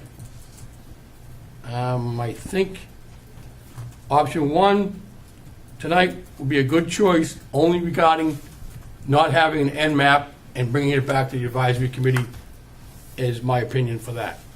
I think I'm done, Madam Chair. Thank you. All right, thank you, Mr. Mulrennan. And just to clarify, I'm calling it the phased approach NMAP option, but in no way are we voting on an NMAP option tonight. Thank you. It was just the way that I referred to it in the agenda. So, no, thank you for I asking just that. make sure that we have these in front of us, but these are just drafts. They can be, hopefully they can be tweaked by the advisory committee, give their concerns to the working group, and move on from there. Thank you, Ms. Mulrennan. Mr. Alston. Thank you, Madam Chair. I'll share my thoughts. First, I just want to say thank you to the parents, community members that have given their voice and given their time. This is something that many of you know that I have vouched for many times for more community involvement. I think it's necessary. I understand that we were elected to make those final votes, but I do believe that we were put in place by the people. So I believe that we should also be a voice of the people. And we can't effectively be a voice of the people if we don't listen to the people. So therefore, I'm grateful that admin has made the decision to involve, or however that happened. I feel like I know, but I'm tired now. But there's been a lot of decisions to bring, whether it's the ECP task force or the advisory committees. I think it's wonderful that this has happened, and I think considering last year it moved so fast, and I was like, this is too much. It has moved slower, I felt, this year. There's been a lot more involvement, so I'm really grateful for that. Just wanted to make that known. I do have a question, possibly two. It was mentioned earlier that students may have to move twice based off of option one. From my understanding, maybe you can correct me, but I feel like what I understood in the past was that move of the students with option one will be going towards the NMAP, kind of like they don't have to move. Can you elaborate on that, please? No. I think that our overall sentiment has been that we do not want students to move more than once. The goal of creating the NMAP was with that in mind, that we want to make sure that when we pick pressure point release, because that was what had come out of the kind of initial conversation around kind of what the goal was of the first maps, was kind of what are some of the pressure point releases we could do for next September. And we want to make sure that we're picking them towards an end goal, so that we're not picking kind of a component to move and then realizing in 2 years, never mind. I don't mean to keep using the same analogy. Like we can't promise really, anything in the sense that we don't know where we're going. But the goal is that once the component moves, that in the option one, that it would stay there, and every effort would be made to not touch that component again. Okay, so from my understanding, and I'll use an analogy, it sounds like as if we're moving pieces of a house. Like, we're not going to move that house again. It's just going to be moved and it's in place. Obviously, things may occur and things may change. What I would imagine, if there was any adjustments that had to be made, we would do it upon new enrollments in the component, but we would not touch any students that had moved within that component. Okay. Right. So if you made an adjustment, you would make it based off of new enrollments, students who have not stepped foot in any building. And again, that's part of the implementation planning, where if we're not getting new space, we're going to have kind of these contingency flexibility measures in place until we have more. So maybe this is a follow-up question. So with option 2, full redistrict, would there be a scenario of having to move students twice in that regards?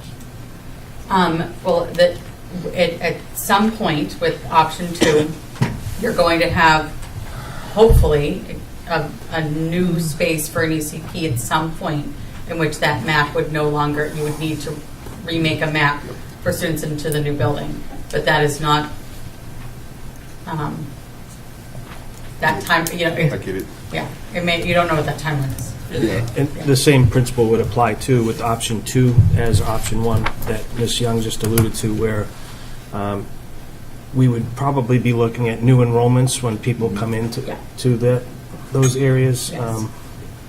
If they may not go to we call them gray areas, so we'd have some flexibility about where we would place new students. We do not want to disrupt students more than once. That our goal is to be that when we move students. Makes sense. But what we might have to do in terms of new enrollment might have to have flexibility. I have seen some concerns about having to move, or having students drive past. I mean, Mr. Mulvaney kind of touched on that. Has there been, because in my mind, not always correct, you would keep the students closer to the school that's near them. I mean, what is kind of the driving idea of, as far as a student that's walking distance being moved to a school that's 1.2 miles away rather than a school that's 0.9?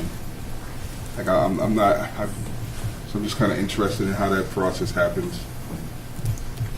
Like, what would be the reason for a student to be moved further away from the school rather than the school that's closer to their home? So I would default to the guiding principles, actually, because one of the things that the guiding principles talk about, class size and then equity, and then transportation neighborhood schools. And so one of the things that has become apparent is you can have guiding principles that play against each other, right? So you can be looking for equity, but then be trumped. The neighborhood schools might not. Yeah. I think that the overall in this, and this is what we knew about maps when we would start to look at them, is that as we're looking at not having a new space for ECP, it's what is making the lines look a little bit more wonky, right? Like that was the big kind of driving force with this body, was that by having the students go into an alternative, and having a new space meant that we could draw the cleanest lines. And this is to the opposite of what is making there not be the cleanest lines, and it's kind of two-pronged. So one is that we can't have an end map where all of the students are moving into the Reeves, because we can't have any phased approaches in which students can move into the Reeves, because there is no room right now. And so you have to develop, and if we're going to go off of end maps, and the end maps were going to look different than what it would look like if we were drawing maps right from the start of the ECP separate, right? The second one with the new lines is that's what, again, if we're going to be taking and making the Reeves house the ECP, because it currently does, and for many different reasons, then you are going to have to make the space of the Reeves smaller, which kind of once you start to move kind of students around, that's kind of the fact. And I think a little bit of that is what comes into play where the consultants, really the majority of their work is that the size of a component does not dictate the number of students in that space. There can be a very little component where you could say, why doesn't that one just move? And it could be a 40 student swing, right? And so I think that when you're looking at how many students can fit in the buildings, there really are, and again, when they're drawing up all these different scenarios, there's only so many in which we can move components around and the students can still fit. I hope that answers. No, it does. Thank you. So many of you know I'm a little old school, and I like to take things slow. I think being wise in decision making is very necessary. Last year, I voted. I'll say this: I spoke against moving so fast, and I spoke on it many times. And we moved fast, and in the following week, We learned that our city maps were not proper, so we had to stop the whole redistricting process. And not the whole concept of I told you so, but I think we did a good job of doing what we can do and considering what we had. And so I don't want to see the past repeat itself as we're moving so fast and we're not considering the bigger picture. I get it. I'm leaning towards option one more or less because I don't want to see us do something so fast that we make mistakes while we're moving so fast. If we're looking to phase the redistricting where the kids are not going to be moved again, I think that makes sense to me. Rather than pushing so fast, and as stated, there will be another redistricting considering the new school ECP. So that's my thoughts. And I'm still listening. I'm not 100%, but I'm listening, and I would love to hear more dialogue. Thank you, Mr. Austin. Mr. Mulrennan. Sorry, Madam Chair. I just remembered Dr. Crowley's point about the west side and the building up the communities. I know, for example, up North Woburn, the new Boston Street Bridge, there's a whole new complex of apartments and units going in there as well. Hopefully the maps will show something to the growth in there, along with the complex of Mill Street apartments for the Goodyear School, wherever they may be going. Again, you can buy the highway, you can see the build-up of that complex as well. Again, to your point, Dr. Crowley, they build them up, and they say, oh, it's going to be 1.2 children, and then there's more than 1.2 children coming out of those apartments. But I think that's another factor to consider. And I don't know, this is more of an administration, perhaps Chairman Crowley could answer the question of the modulars, just to either put it to bed or decide what we're going to do with that before it keeps rearing its ugly head. So I don't know if anybody wants to answer that tonight or just let it ride for a while. Thank you.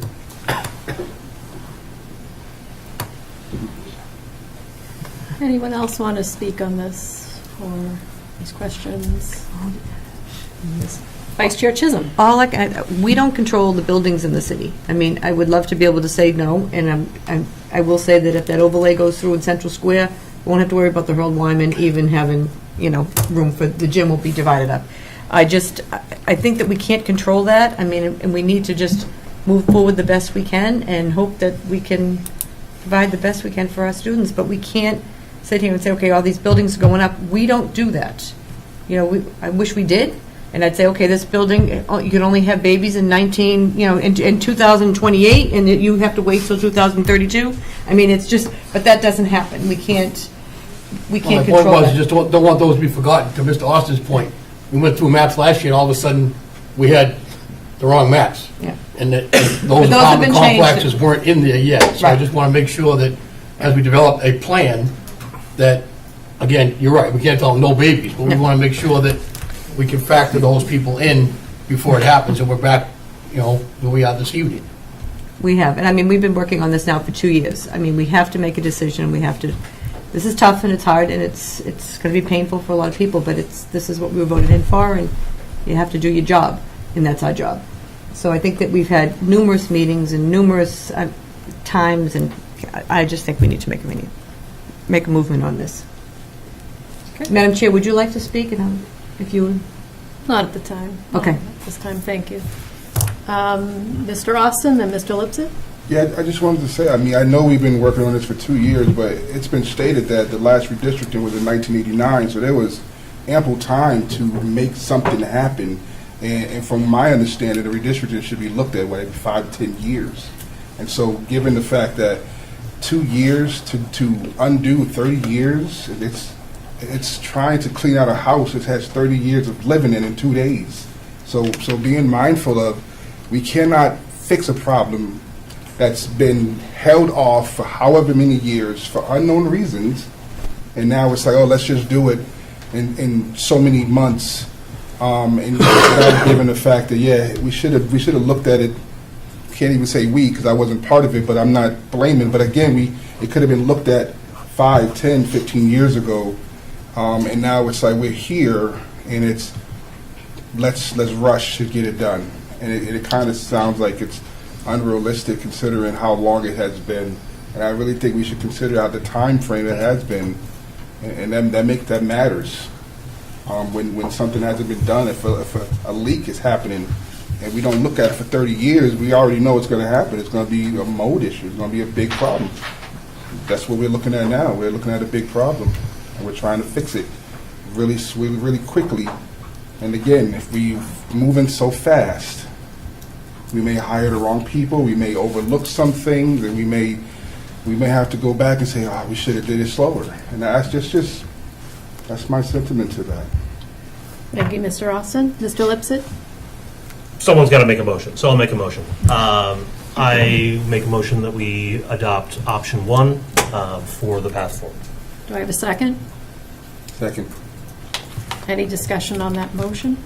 On discussion, Madam Chair? Yes, Mr. Mulrennan. Again, emphasizing the fact that the scenarios we see tonight, the end maps, not the end maps. The option is option 1, as indicated here tonight, rather than option 2, and explore many other scenarios with the advisory group, with the consultant, and again, I'd love to see the administration with the advisory group to get more public input to fix these maps. That's all. Thank you. Okay. Mr. Lipset? On the motion. So again, I think both of these have a lot of merit. I think that should the will of the committee be towards option 2, I would certainly support that. My motion for option 1 simply reflects a few different things. One is that I think it provides us with the most flexibility at a time where I think we will need some flexibility as we are somewhat uncertain as to what exactly the future looks like. 2 is that it does build toward where we already know that we want to go, and it allows for developments. I know I hear Mrs. Chisholm's pessimism on any additional space before a new school. I hold on to hope. That allows us to move with that should we be able to acquire any additional space. I also think that it provides, sort of to the point of gray zones, a little bit more of that flexibility when looking at how to relieve pressure at different places and at different times, as opposed to, so I'm thinking about last year when we got an 8% student bump over the course of the school year. And I'm looking at these 2 options, and I think in option 1, that gives us the flexibility to potentially absorb that. And I think in option 2, depending on where that growth happens, we could be looking at enough pressure that we would have a significant issue there. And I think we would be talking about gray areas in both of these. I don't think it's certainly by no means a given. And again, I can see a lot of merit in option 2, but we've got to do something. And so I'm putting my motion forward with the understanding that I think it provides us with long-term flexibility and long-term planning options. So. Anyone else on the motion? Ms. Wetzel? Yes, I agree. I think we need to do something as well. I see pluses and minuses to both option 1 and 2. I will support, though, the will of the committee. I think it's important that we do something because we can't continue doing what we're doing because it's not going to work. It's not working right now. It's not going to work till we have new buildings. I think that a few points have been made about the gray lines or students that might have to drive past a school to get to another school. I think those are things that the advisory committee can look at and we can continue to look at because we do have multiple scenarios underneath each option. So it could be something that we continue to talk about. And it's kind of where I stand at this point. Thank you, Ms. Wetzel. Vice Chair Chisholm? On option 1, and I do hear everybody, and I think that moving less kids is easier for the parents that don't have the majority of kids that don't move. But it's still, everybody's going to be affected by it. And right now, we do have kids driving by schools to get to their school. I mean, it happened when the CLAP, so we really kind of did redistrict when we did the CLAP tear down, and we lost that school. The South End didn't have the school. Trust me, I heard about it from my mom several times, but and they drive by the Shamrock to go to the Goodyear, and it was tough at the very beginning of the school, but they absolutely love the Goodyear school, and they've adjusted really well, and they've made new friends. Now the fight will be because some go to the Joyce and some go to the Kennedy, and I'm going to have to listen to that all summer. But it's something that we need to address, and I think that if we do option one, I just think it's going to end up to be redone at some point, and I think it's going to be another look at. So I just think option two it's going to rip off the Band-Aid, it's going to throw everybody into a tizzy, but we'll do it, school will open, kids will be great, they're resilient, and we'll all be fine. But we'll take the vote. Okay, any further discussion on that motion? All in favor? No. Aye. No. Aye. Roll call, please. Mr. Austin, Yes. Ms. Chisholm, No. Ms. Cormier, Mr. Lipset, Yes. Mr. Morenin, Yes, option one. Ms. Wetzel, Yes. Ms. Crowley. No. That motion passes. Right? 4-2. Okay, so the ayes have it. The committee will redistrict in a phased approach.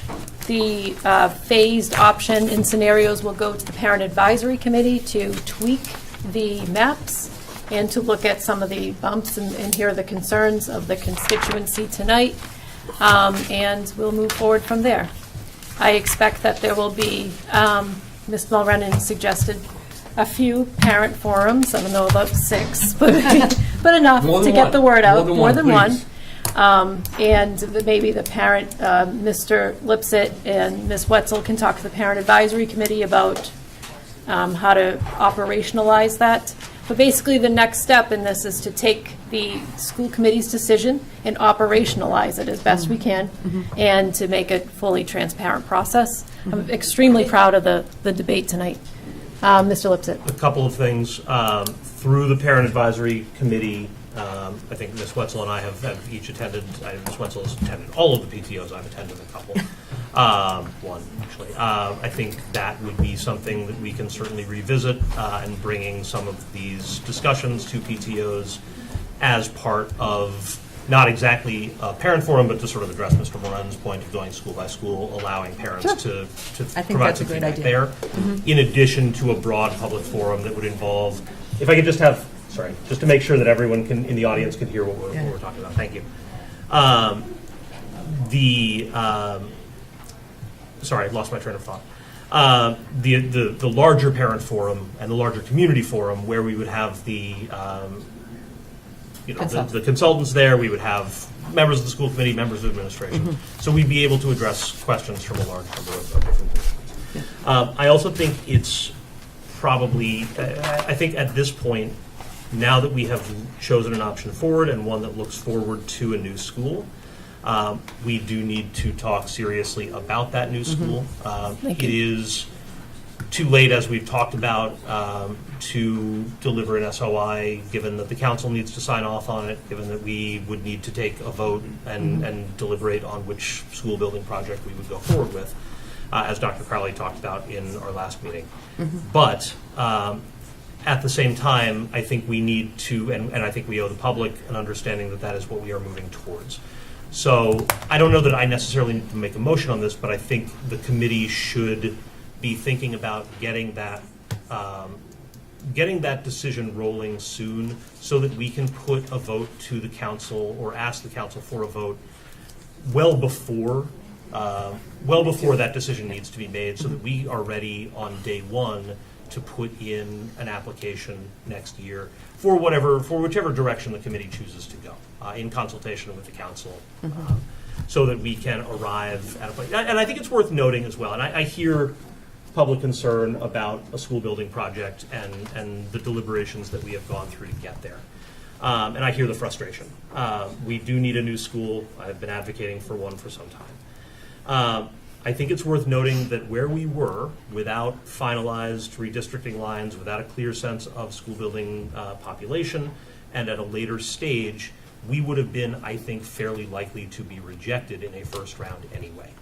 And so what we are looking for, especially if we're sort of doing it as that window is opening with limited time, this gives us the time to really put forward a strong application, to have every piece of information that we have, including what we are looking at in terms of district lines and projected population, and provide the MSBA with the best possible application that we can to hopefully ensure that we are approved first time.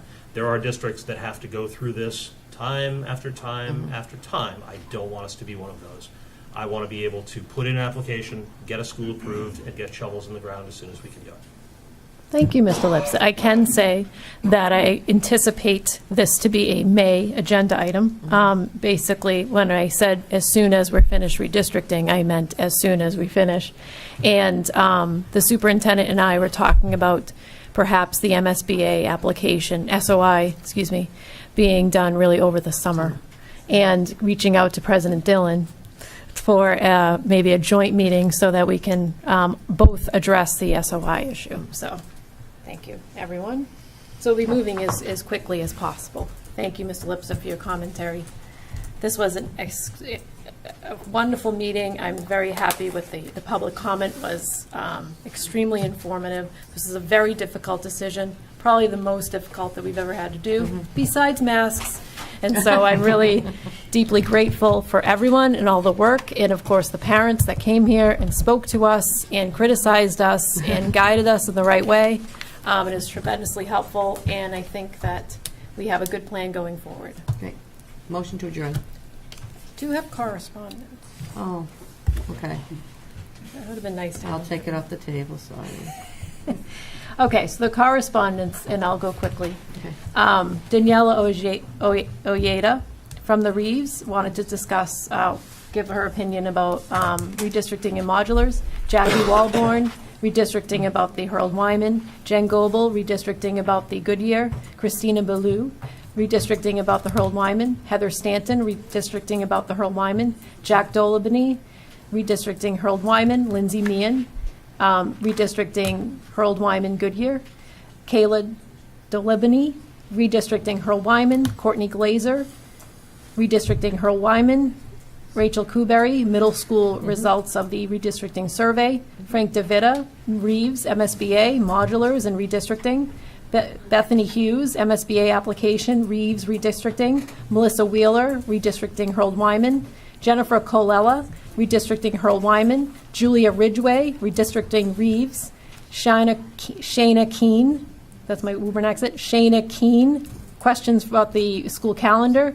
Sarah Bergman McCool, requesting access to maps before the meeting. Sarah O'Donnell, redistricting Reeves. Kate Alexander, specifics about the ECP at the Reeves. Shayna Keene, Reeves, class sizes. Marlene McArdle, redistricting, space sizes using the Wyman and clarifying the ECP. Allison Van Deventer, messaging about redistricting. Bill Courtney, redistricting and moving fifth graders to the middle school. Danielle Miller, redistricting Reeves. Allison Bennett, status of school facilities. Julia Edmonds, MSBA, Reeves, building ASEP as fast as possible. Danielle Miller, redistricting Reeves. Amanda O'Keefe, redistricting Harold Wyman. Caitlin DeStefano, redistricting Reeves. Sarah O'Donnell, redistricting Reeves. Erin Olson, redistricting Reeves. Kim Casuelo, maiden name Sands. Chisulo, thank you. Safety concerns at the high school. Teddy Skinner, a student at the Harold Wyman. Redistricting. Kelsey Murphy, redistricting Harold Wyman. Shayna Keene, redistricting Reeves. Rachel Kuberry, class size equity. Ashley Hoyt, Shamrock, redistricting. Caitlin Doherty, modulars, redistricting. Allison Bennett, disagreement with the school committee's vote to not redistrict middle schools. Make a motion that those emails be submitted and put in the permanent record along with the ones submitted by Mr. Dillon and anyone that spoke tonight. If you have written correspondence, please pass it to Ms. McLeod if possible. Second. Thank you. Any discussion on that motion? All in favor? Aye. The ayes have it. And Ms. Vice Chair Chisholm, you want to make a motion? Yeah. Motion to adjourn. Do I have a second? Second. All in favor? Aye. This meeting is adjourned.